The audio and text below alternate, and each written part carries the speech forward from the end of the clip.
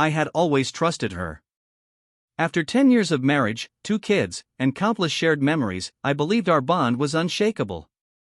But that evening, as I returned home earlier than usual from work, something felt off. The quiet streets, the way the neighbors' lights seemed unusually dim, even the subtle emptiness of our home, it all carried a weight I couldn't ignore. My phone buzzed in my pocket, but I ignored it, sensing instinctively that whatever I was about to discover wouldn't be a message. I parked a few houses down, not wanting to appear obvious, and walked toward the little cafe around the corner where she had claimed she was meeting a friend for coffee. My steps slowed as I saw her through the window, laughing in a way I hadn't heard in years, not with me. Across from her sat a man, his hand brushing against hers under the table, subtle but unmistakable. The warmth I once felt when I saw her smile turned into a cold knot in my stomach. That smile, the one that used to be reserved for me, was now given freely to someone else. I leaned against the brick wall outside, my mind racing. Every shared dinner, every whispered I love you, every promise I had believed in, all of it felt like it had been a lie. The man leaned closer, whispering something that made her laugh again, a sound that should have belonged only to our home. The realization hit me like a punch: she was on a date.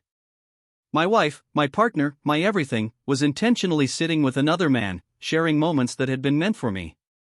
I wanted to storm in, scream, demand answers. But something inside me froze. Anger, shock, and heartbreak merged into a strange calmness. I watched them for a few more minutes, enough to confirm my worst fears. This wasn't a one-time mistake, she was enjoying herself, and she didn't care who was watching. That casual laughter, the way her eyes lit up for him, it was undeniable. When I finally stepped into the cafe, the air seemed heavier, thick with my own disbelief. She noticed me immediately, her smile faltering for a fraction of a second before she tried to mask it. "Hey, what are you doing here?" she asked, the casual tone failing miserably against the tension in the room. I didn't answer. I didn't need to. Her guilt was already painting her face in shades of red, her fingers fidgeting nervously on the table. The man looked between us, confusion and unease flashing in his eyes, but before he could speak, I turned my attention fully to her. "Explain," I said, my voice quieter than I expected, almost eerie in its calmness. "Explain why you're here with him." Her mouth opened, closed, opened again, like she was searching for the right lie. I didn't. "This isn't what it looks like," she stammered. But the truth had already screamed itself in front of me. I had seen the hand-holding under the table, the flirtatious smiles, the whispered jokes that weren't meant for me. Her words were meaningless now, empty shells that couldn't undo what I had witnessed.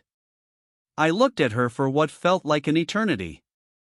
The woman who had promised me forever, who had walked with me through hospital visits, birthdays, sleepless nights, and shared triumphs, was no longer the person I thought I knew.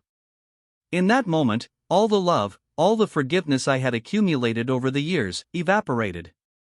I stood, slowly, deliberately, drawing the weight of finality into my every movement.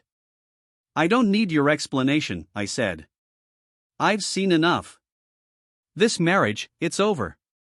Her eyes widened, disbelief mixing with panic.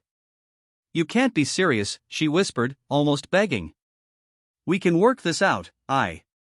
"No," I interrupted, my voice firmer now, resonating with a resolve I didn't know I possessed. "I trusted you. I gave you everything. And you threw it all away for someone else's attention, for someone else's company.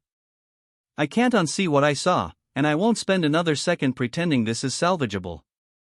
The man tried to speak again, but I silenced him with a glance. This wasn't about him. It was about the betrayal that had cut through the core of my life, the woman who had shared my bed and my heart now sitting across from me with someone else. I turned, walking out of the cafe, leaving them both frozen in disbelief. The air outside felt different, lighter in a strange, liberating way. For the first time in years, I wasn't weighed down by lies.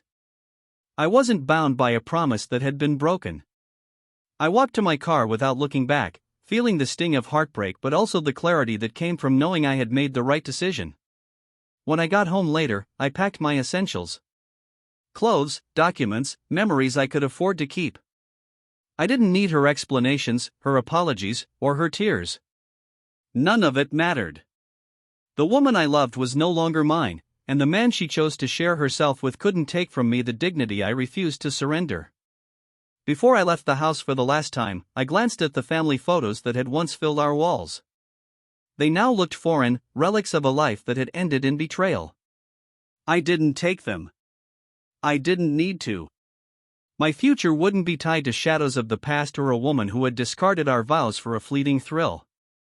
As I drove away, I felt the emptiness in my chest begin to settle, replaced slowly by a quiet strength.